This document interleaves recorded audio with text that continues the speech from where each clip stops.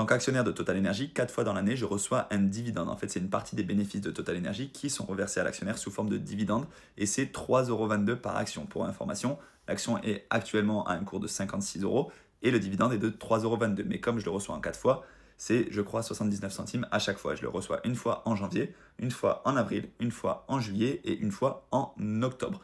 Mais pour ça, du coup, je dois acheter des actions Total Energy. En fait, il faut que j'investisse dessus, il faut que j'investisse efficacement dessus, c'est-à-dire dans mon PEA et non pas dans mon compte titre, puisque je suis français. J'ai l'avantage d'avoir le PEA qui te permet de payer moins d'impôts, qui est un vaste clos fiscal.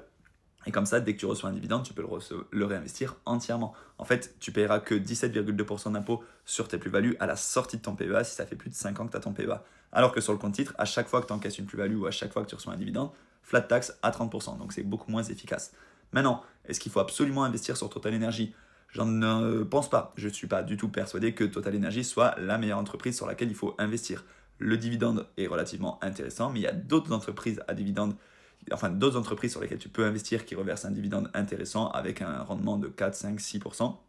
En fait, c'est le prix du dividende par rapport au prix de l'action.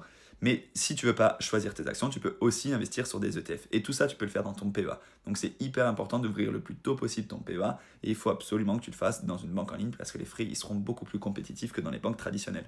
Donc tu passes par Boursorama, Fortunéo, Bourse Direct, Trade Republic, ce que tu veux.